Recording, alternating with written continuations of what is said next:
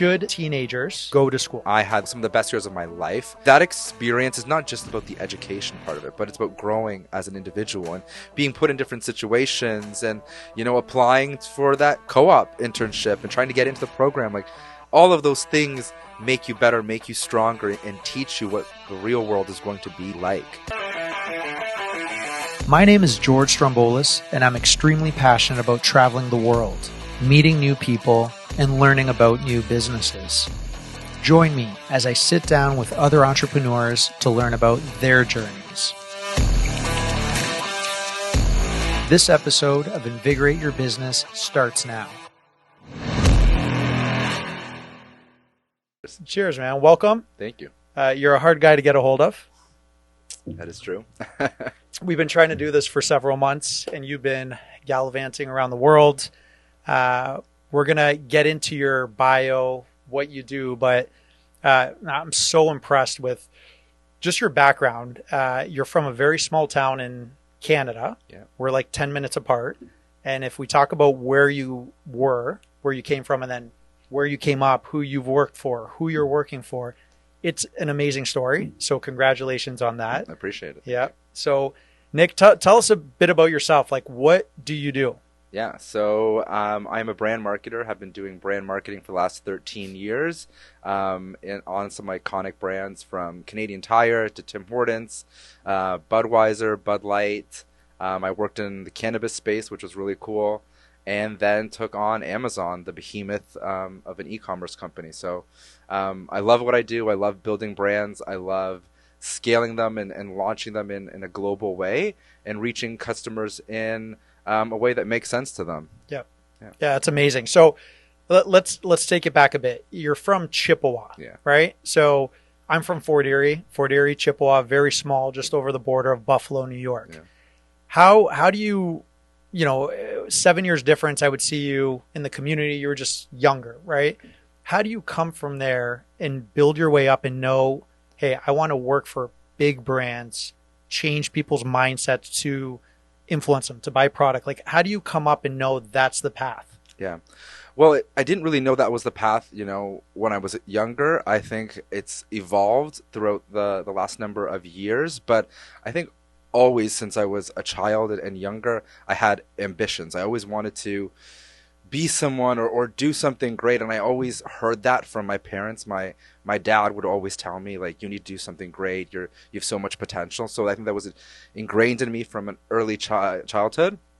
And then when I started thinking about schools and where do I want to go, I originally thought I wanted to do politics and I wanted to be the prime minister. Because anytime that I aim for something, I always want to be at the highest level, the best. And so prime minister was always, a key target of mine. But then as I learned more about business and the financial world, I was like, I want to be a stockbroker. I want to be in investments. And when I went to business school, that's what I had my ambitions on and my sights on, and slowly learned that marketing was something that I'm more, aligned with. I love the creative side of it. I love the idea that you can tap into a human insight and unlock some creative work that gets people talking. That's part of the zeitgeist. That's part of pop culture. And I think that's what's been the thing that's fueled me so much is pop culture. Because on my, in my life, my personal life, I love looking into that, entertainment and sports and that type of thing. So I always wanted to mesh that with the work that I do. And it's taken me to that place. Yeah, that's incredible. You touched upon your father made you believe that you are the best, you're going to be the best. That's huge, because that could go one of two ways. And a lot of times it goes the opposite, where you just don't achieve anything and you think you're the best because they've told you that. Yeah. But this actually fueled you. Yeah. Yeah. I've always had that ingrained in me. And I always knew that I could do anything that I put my mind to it. And they always had my back. Both my mom and dad always had my back along the way and encouraged me. So I owe a lot of my success to them. Yeah, absolutely. Yeah. And your parents do not have a corporate background. No. They're immigrants from Greece. Yeah. Right? Like workers like my parents. Yeah. And to see, to put it this way, in the community, people talk about Skotidas' kid. Like, do you know he's doing these big brands? Like, it's a great story because you don't come from that corporate pedigree. Yeah. And yet you're doing it and influencing brands around the world.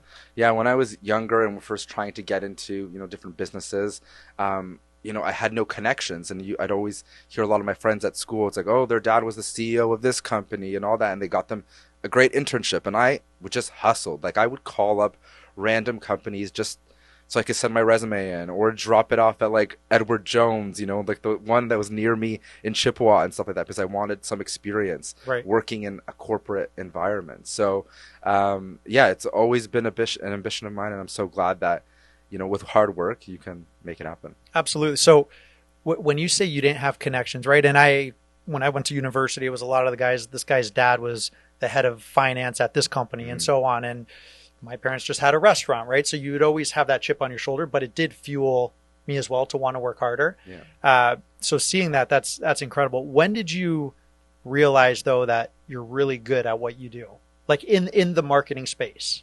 Yeah, I think I really realized that when I was on Bud Light.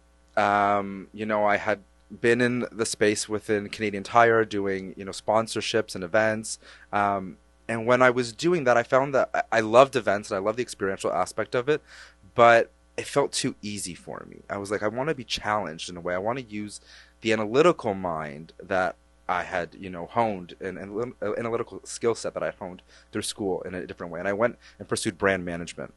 And when I was on the Bud Light brand, I really got to work on campaigns that got people talking. I launched, an innovation, Bud Light RADDLER, that had never been done before, that the global team, the global CMO of ABI, which, was very high up in the marketing world, applauded it. And I got ABI, Anhesuer-Busch InBev. And I got to present to the team of CMO and global VPs about the way that I launched it, the partnerships that I did with BuzzFeed and Tasty and BlogTO at that time, and created a 10,000 person, festival in the city of Toronto that was then, we marketed it in Vancouver and Montreal, and it went, and we then launched it. They launched it in Brazil, they launched it in the US. So I thought, okay, that was, I guess, my moment where I felt, okay, I made it in a way that I did something, that the work that I put forth, and obviously it's a team that brings that to life. But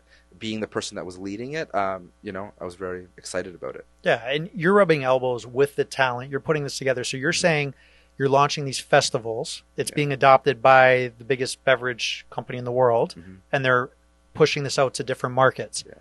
And you're saying that came easy to you, that whole process. Yeah.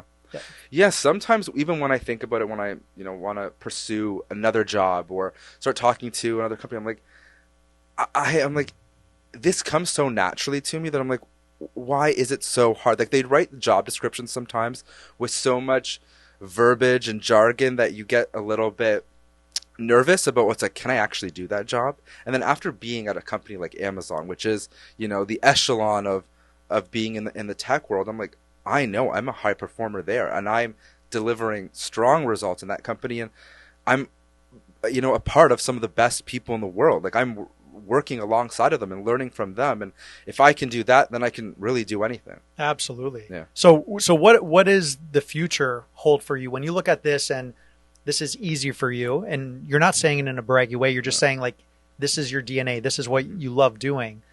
Like, what is Nick doing 5-10 years from now in this space? Yeah, I think it really goes back to one of my biggest passion points, is being part of pop culture, being part of the zeitgeist. When I look at campaigns like some of the work that Nike does, and it's so purpose driven, and it gets people talking, and it covers the entire news, that's what I want to be a part of. I want to be a part of something that changes perception, that changes people's views on something, and I think brands have the power to do that. So I'm going to continue seeking that out, and whether that's a certain brand or organizations, or following people that I admire, because I think, as you work your way through the corporate world, you align with people that you see eye to eye with, that have your back, that'll champion you. And I think that's where I am right now. I'm trying to align myself with the right people, align myself with the right brands, and I'd love to be a leader. I think that's really important to me, is leading a team, scaling a company globally. That's my biggest ambition, is I love the international experience. So coming from Canada, now coming to the US, was a big accomplishment for me. Now what's next? Asia is a big market that I want to tap into and be a part of. And then the sky's the limit. Absolutely. So you touched upon it. You just moved to California. Yeah. You're in Hollywood? West Hollywood, yeah. West Hollywood, coming from Toronto. Yes. Talk to us. How was that move, work-wise, culturally? Like, what was the biggest thing that... Yeah. It was a dream of mine that I've always had, even from when I, first finished school. I almost pursued an internship where I would actually have to pay to do the internship. Yeah, but I've done that in the past. Yeah. But to work in LA, to work for one of the big media companies, because I just saw the glitz and the glamour of Hollywood and everything that it stands for just intriguing to me, and I wanted to experience it. And having had the opportunity at Amazon, when I first got the job, they were like, "Oh, you need to move to New York. The team is going to be based out of there." And I was like, "This is amazing." New York is also a big place that I've always dreamed of living. But after taking the job and coming out to LA a bunch to film commercials, to do shoots, to meet with the teams, I was like, this is more of what I want right now in my life. And obviously the weather is something that you can't knock. No winter, no snow. Yeah. So I really wanted to pursue that and pursued the visa process, and finally moved in October, which was a huge accomplishment. Nerve-wracking because I don't really know that many people here. But I think when you go outside of your comfort zone, that's when you grow. It's a cliche and people say that a lot, but I'm already growing as an individual, and I think what doesn't kill you makes you stronger. It's definitely tough sometimes when you miss your friends and your family, and even the time difference makes it a little bit hard to keep in touch with some people, but I'm definitely excited to be here, and I want to be here. Yeah, that's amazing. That's amazing. Well, welcome. And, I think we're only 40 miles away. And how long did it take you to get here today? 2 hours? Yeah. Welcome to LA. Yeah. What's if you had to pick one thing that you've loved so far of this whole experience, and one thing that has just driven you crazy so far? I would just say the outdoors is something like the constant sun and hikes and that kind of stuff, and being able to go to the beach so freely is something that I'm just so enamored by, and excited to be here for. I think the process of coming here has been difficult, like the small little things of getting your social security number and the process to do that, and being denied at first, and I'm like, what, I've got all the paperwork. And so just like those little things, I'm like, why does everything need to be so difficult to get something done? And I feel that's just the story that I have. There's little blips along the road, but like I said, what doesn't kill you makes you stronger. Absolutely. Well, you did it the legal way. You could have done it the easy way and just come illegally over the border, and we wouldn't be having this conversation. Exactly.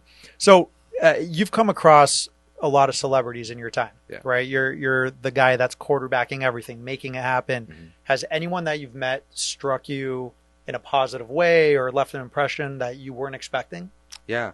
I would say most recently working on an Amazon ads campaign with ILANA GLAZER from Broad City. So I orchestrated that deal and that celebrity endorsement pretty much on my own, working with WME.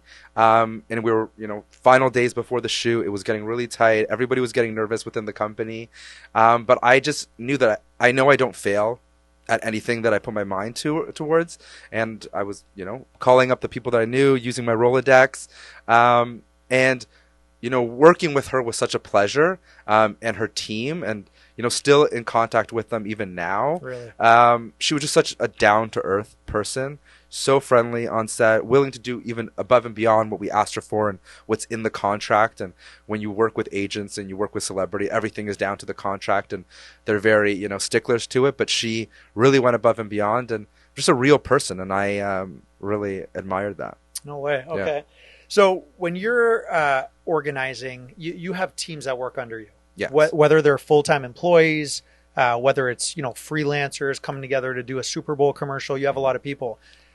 What are the first things that make you gravitate to a person or not? Whether it's characteristics, eye contact, you're obviously really good at what you do, mm-hmm. right? And worked for tremendous brands globally. So you must have incredible people skills. Yeah. Right? Yeah, I would say the thing that gravitates me to someone is authenticity. If you're a real person, you're not just bullshitting me, or just trying to make everything seem good when it's not.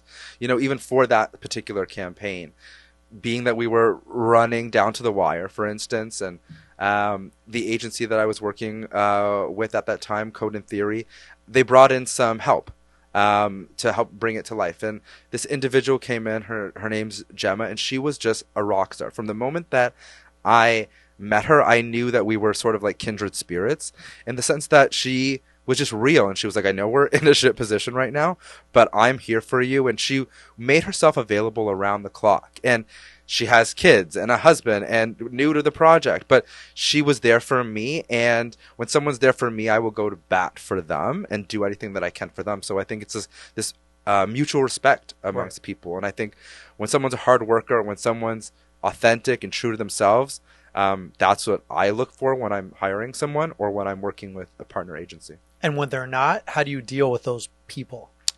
Yeah, I think calling them out on it in a respectful, polite way. Like, I always try to get to understand what motivates somebody. Why are they in this? What do they want to get out of it? And understanding someone else's objectives really allows you to align your objectives with them, and so you can create some mutual, you know, results in a way. So I've had to have tough conversations with, you know, internal teams, or whether that's in external agencies, but you move beyond it. You have that tough conversation, you lay it out how it is, you take feedback as well, because you know, I'm not always perfect, and there's obviously things that I can do to learn from and make things better, but then you move on. And I don't hold grudges with people.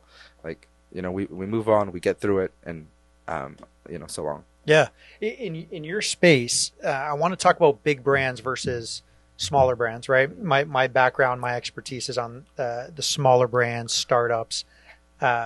So money, all things being equal, if you can make the same money, and that wasn't the driving force, do you get more excitement, more of a challenge when you're working with bigger brands? Is it more rewarding for you versus saying, hey, you know what, I'm going to take this no-name beer company and try to explode it? Like, yeah, what drives you? I think, you know, originally it was that the big names also come with bigger resources sometimes, right? So that, because I like the, you know, the opportunity to work with celebrities and doing some of those bigger projects, it affords you that. And I have dabbled in smaller brands. I worked for a direct-to-consumer brand in the e-commerce space. I worked in cannabis, which was, you know, a really big eye-opening experience. I think what I have learned is that I really do enjoy the bigger brands because they get more notoriety. It gets people talking. Even when I go to a social gathering and someone asks me, oh, what do you do? And I bring up, oh, Amazon or Bud Light or whatever. People already have a perception about it, whether that's good or bad, about the brand, and it sparks a conversation. And absolutely, I really enjoy that. I really saw that the first time when I started at Tim Hortons. Okay. And anytime I would, you know, say I work for Tim Hortons, everybody had a complaint. Oh, the coffee's this, or, you know, I got my bagel and it wasn't buttered, or whatever. And I'm like, what do you want me to do about this, you know? but by the way, Tim Hortons is Canada's biggest coffee chain for people that live in the States. It's an iconic Canadian brand. It really stands for all things Canadiana. And I felt proud to work along on it. But yeah, that was my first inkling of everybody has an opinion. And some of it good, and some of it you take feedback on, right? And you bring it to your coworkers, you bring it to the teams, and you perfect things, right? That's how you make things better. So, but I do love the aspect of when people know the brand. Yeah, and look, when you're talking about big multinational billion-dollar brands, and you're the guy who's leading teams, positioning that in people's minds, it's a big deal, right? They're not just hiring your average guy or gal to go and do that. So let's talk Amazon. Jeff Bezos. Got any dirt on him? No dirt on What's Jeff. his story? Is he on steroids? Because the guy is jacked. He's looking very buff these days. But yeah, no, I think he's moved away from the company. He's not, you know, the CEO anymore. He's, I think, still the chairman of the board. And we have a new CEO. And I think, you know, they are right-sizing the organization and aligning on the right priorities right now. So I think you will see Amazon continues to succeed in the world globally, and they're a juggernaut. So yeah, it's incredible. So we're drinking. This is not a sponsor, by the way. Michelob Ultra. So what's the connection? You've helped these guys make a few extra bucks in their life. Michelob Ultra was the last brand that I worked on when I was at ABI, and Michelob was a brand that we didn't put a lot of investment in, especially in Canada. It was growing, exponentially in the US, but we had no visibility for it, no campaigns in Canada. And they tasked me, after doing a lot of successful things on Bud Light, they were like, all right, you're going to take on Michelob Ultra. We need to launch it in a big way within the country. And we have huge volume targets, huge share targets that we need to meet. I came in and saw the work that they wanted originally me to work on and leverage, and I was like, this isn't right. This, based on the research that we're seeing, Canadians don't know the brand. Quebecers think about it way differently. They can't even say Michelob Ultra, right? So there were so many nuances that I had to take into consideration, and we repositioned the brand. Within Canada, did a partnership with the Running Room, which is North America's biggest running specialty store. Did a night run with them, launched a new SKUs that, competed in the right way against, some of the biggest competitors, Coors Light and Molson within that space. And Michelob Ultra is now the fastest growing beer brand in Canada. It's, doubled its share since the time that I've worked on it. How many years does that span from? 2018, so last 4 years. And that's a huge accomplishment to the teams that have been working on it, to the people that have taken the baton and have really run with it. And having won gold for brand building for the Canadian Marketing Awards was one of the campaigns that I worked on. So another huge accomplishment to the people, the agencies, everybody that brought that to life. So that's remarkable. How do you, when you have a new campaign, right, whether it's for Amazon, Anheuser, whoever you worked for, when there's a new campaign, what does your day look like? Like, what are you doing? Are you strategically coming up with a concept and then you engage your team and then you seek agencies? Like, walk us through that process, because a lot of our listeners can't fathom like the breakdown of this. Yeah, I think the first thing that I do is look at the research and the insights that we have about the brand, the customer, our objectives, what we want to, compete with, and who ultimately, what's the white space in the market. So once you take all that data at the core of it, you then write a brief. And your brief is sort of the contract that you have with your agency partners or your internal partners to say, this are our objectives, this is the insight that we're honing in on, this is the customer, and this is what we need you to accomplish. So really, I'm not coming up with the concept, I'm guiding the concept, but the agency teams, we really work with an integrated model. So it's creative agencies, media partners, experiential, PR, bring everybody together and inspire them in a big way, right? Because when you inspire them to think boldly and differently about the brand, then that gets their creative juices going, right? So that's whether that's taking them, out before the night of, the big brief, right? To get them in that mindset. For Bud Light Radler, for instance, Radlers came to life in Germany, and when people were bicycling on the countryside. And, one of these tavern owners ran out of beer, and he mixed grapefruit juice with beer, and that's what sparked a Radler. So when I was, looking to inspire my agencies, I was like, let's rent bikes, let's ride around, the city, let's go to a cool brunch spot, Colette in Toronto, and we did all of that, got everybody in the mindset of the brand, of the product, and then that cascaded to this idea of honing in on brunch and taking over the brunch occasion and becoming the mimosa of beer. So yeah, I think that's one of the key parts. And then the agencies will come up with the ideas. They'll share that, with us, and we'll refine it over time. Some ideas they get us nervous sometimes, right? They're like, well, that's not right for the brand. We would never say that, right? So, together we massage the concept, the language, the creative, and then we go into production. And that's a really exciting part because you're working with directors and post-production houses, and they all take an eye for where they think the creative should go, right? And are you involved in that level, like even with creative from the agencies, right down to the photo, right? Because I've seen your social media for some Super Bowl commercial where you're there right next to the chair, director's chair. And no, I am on site. I've been, whether that's LA or Europe, on site with the directors, talking to them, with the creatives. The celebrity talent or the actors will say a line and they'll say, Nick, team, like, what do you think about that? Can we ad-lib sometimes, right? And change the script a little bit. And we're like, okay, let's modify it. And, I have one of my colleagues is a creative director, and he's got such an eye for the details that I would never see. Like the hair, one of the talent's hair, he's like, oh, it's too wispy. Like, we need to get hair and makeup over here. And it's just like things that I would never notice, but he's so diligent on that, and it makes the work so much better. We're right there along the way. And then once we see the cuts of it, and whether it's a rough cut or fine cut, we start, starting imagining it sometimes before the special effects come into place. Right. So you have to be like, okay, I've seen the storyboards. I sort of know where this is going to go. But sometimes it's tough. You'll see it and you're like, oh, this is not what I thought this campaign was going to look like. Whether it's good or bad. Right? Sometimes it's great. Sometimes it's like, we need some help. We need to bring in some reinforcements. But in the end, we've always accomplished it. And I've been proud of all of the work that I've, been a part of and been able to work on. Yeah. So let me ask you, creativity. Do you have it or can you learn it?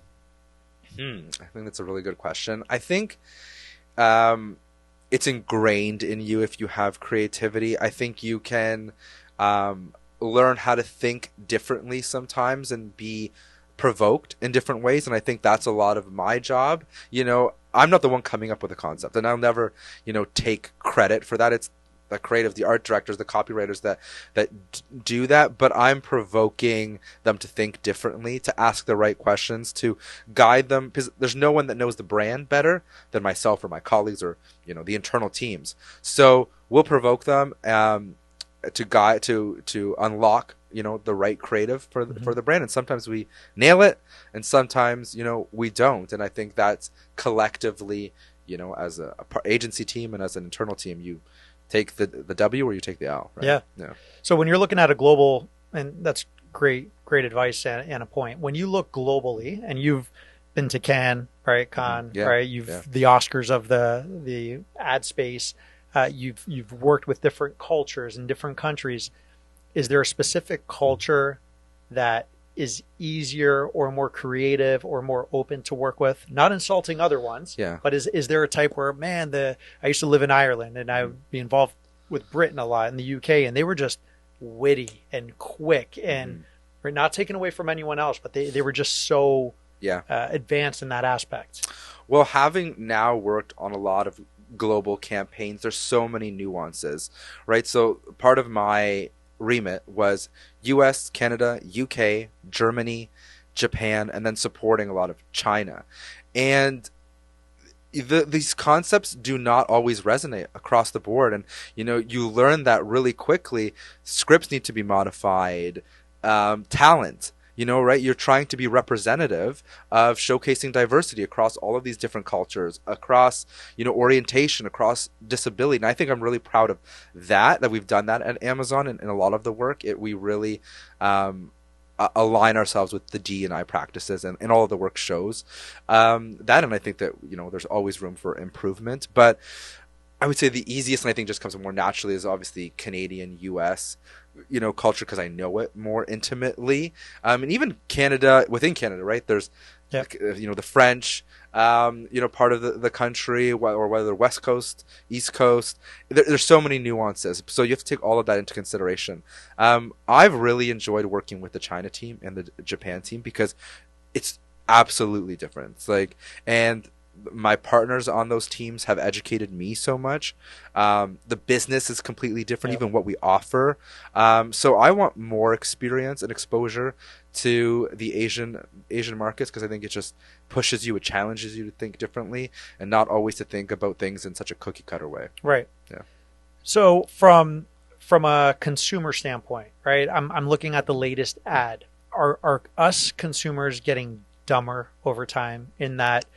Is your job getting easier? Instead of coming up with, a creative campaign to influence and get in people's mind. Let's just pay Kim Kardashian to drink a beer, and that will drive sales. Like, you understand what I'm trying to ask? Like, I think there's, I think in some ways you're right along those lines. Like, the creator economy and influencers have definitely changed the trajectory of how marketing is done. But I definitely do think that is the future of it. And partnering with influencers and partnering with celebrity talents in the right way. You need to do it when it's authentic. And one of the examples of that I had the opportunity to work on is with Post Malone on Budweiser. He's awesome, eh? Yeah, he's just an amazing talent, but so authentic, so true to himself. And when we started first working with him, he didn't even have White Iverson out, and he was just coming up. But we had heard that he liked Budweiser. He was a fan of Budweiser. And we're like, okay, this is like, you can pay him next to nothing at that point. Cases of beer. And he actually got on stage at the Phoenix in Toronto and like held up a Budweiser sweater and a beer and gave us a shout out and all that. Years later turned into a multi-million-dollar contracts with him and Bud Light, and he became a huge ambassador, and they did so much content with it. But I think it's about finding the right talent to endorse your brand, that loves your brand from the very start, and then you can tell a more authentic story, and then people will believe it more. So yes, you can pay people, and I have done that to give you a shout out, but it's very fleeting, and it's not going to do anything for your brand for the long term. So now when I look at that, I really look to partner with the right people. Yeah, amazing answer. This is more of a statement. You started in Canada, right? Targeting Canadians, market of 35 million, right? You're in the States now. Next step, big leagues, 350 million, bigger market. Your next step will be in India, China, billion plus people. You just see that path that you're going. Again, more of a statement, but but that is the ambition. My stint working within the D2C space as a VP of marketing within an e-commerce company allowed me some exposure to more global markets. I was working on UK and France, and I learned a lot from the people within those markets and Germany. But this experience at Amazon really changed my perception of it. We are speaking to billions of people at this point, right? And even having meetings with the China team about what their plans are, or the India team, right? Like, it's a slowly emerging team within India, and talking to them about what our plans are and how we can grow the business, which was really exciting, and I learned so much from them. Right. So yeah. What happened with Budweiser in Qatar? Wasn't there hundreds of thousands of cans that... Yeah. So from what I understand is, there was a big partnership deal with Budweiser and the World Cup. They've had it for years. And then days before the World Cup, Qatar said that there was no alcohol allowed to be sold in the stadiums, right? Which is a huge deal to this brand, to this partnership. They wanted people holding, Budweisers in the stadium, and a lot of people were coming from across the world to enjoy this game. And what makes soccer or football even better than a cold beer, a cold Bud? So I think the team pivoted, and I'm not associated with that, but my former colleagues did a lot of great work and got the brand noticed, and they did, they sent cases and crates of Bud to, I believe, Argentina when Argentina won, and they did a partnership with Messi prior to all of this, and it worked out in their favor. So that's marketing done right. That's purpose-driven marketing. That's being able to be flexible and nimble. So kudos to all of those people that did that. And in real time, right? Yeah. You had a few days. Yeah. This is exciting, man. There's so much information packed here. I want to transition and start talking about advice, right? Like the last segment of this discussion. There's a lot of people that will be listening who are wanting to change careers, coming up, students, want to get into marketing, want to get into branding. And then there's a lot of kids out there now, and I say kids, teens, that they will relate more to you because you're early 30s driving major global brands. It's a huge accomplishment, right? And a lot of these kids now are saying, I don't need to go to university. I'm going to subscribe to Andrew Tate's online school, and I don't need to do this. It's a waste of money. You went to Wilfrid Laurier, great institution in Canada, right? Great business school. Talk to us just from an advice standpoint. should teenagers go to school? I fully agree with that. I had some of the best years of my life going to Laurier University and doing the co-op program and meeting some of the friends that I've had now, since then and hopefully for a lifetime.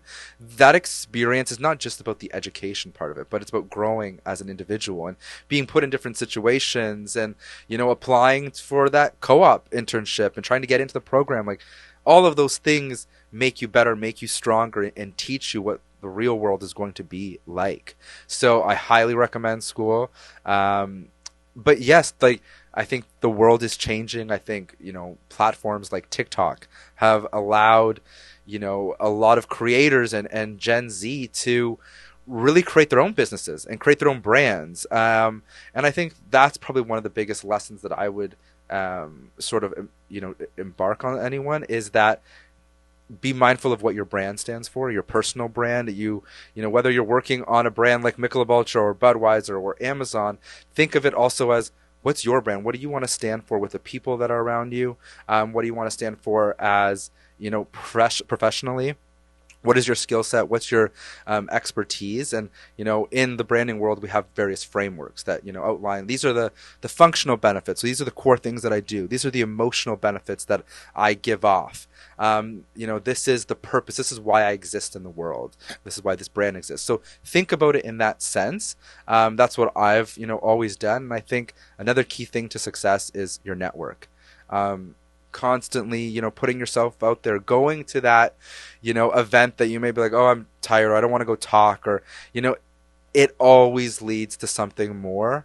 And whenever you speak to somebody told me this, always ask for 3 more names, that you can reach out to and get in contact with. So that's something that I live by. My network is the people that have been really a part of my success, and I stand on their shoulders for that. So, and I continue to do that every single day. So know what you want to stand for, and align yourself with the right network. Yeah, absolutely. So really quick, say that 18, 19-year-old guy or girl who's in a small town, they want to go to business school. They don't know yet, maybe marketing, maybe your situation, right? You wanted to get into business, whatever. Yeah. They didn't have the encouragement from their parents like you or I did. Yeah. They were never told they could be the best. They could be the prime minister or the president. Yeah. And they're going to a community college. They're going there. What should the next steps be for that person to start creating their own network? Like, what advice would you have? Yeah, I think one of the biggest things that I leveraged without having the connections because I didn't come with any connections, is LinkedIn. It's such a powerful platform, and I used it to get my job into brand management. I was messaging a number of different people and, just being like, can I take 10 to 15 minutes of your time? And sometimes you'll get no, or they just won't respond back to you. But there's a few people that do respond back, and they give you that time. And that's what unlocked that opportunity for me. One guy messaged me back and was like, yeah, let's chat. And we had a 15-minute conversation. He said to me, send me your resume tonight. He's like, there might be a role. The next morning I had a job interview at Tim Hortons, and a week later I was working there. So you never at corporate, not at a store. Yeah, that's incredible. And I never thought, I was just putting myself out there. So you need to put yourself out there. Leverage those types of platforms. Go to events. Join the American Marketing Association or Canadian Marketing Association.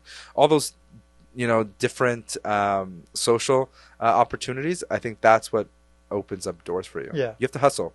You have to hustle and don't expect someone to give you something on your first interaction. Yeah. Right? Like if you're a senior and I'm trying to reach out to you, it's like, hey, can I buy you a coffee? It's like, no, they get that all the time. Yeah. Like, what value can you bring to that person? Yeah. You should really try to strive that. If you're good at doing something, like offer up a service and this is what I'm thinking. Can I get 5 minutes of your time? Yeah. But LinkedIn is a tremendous tool.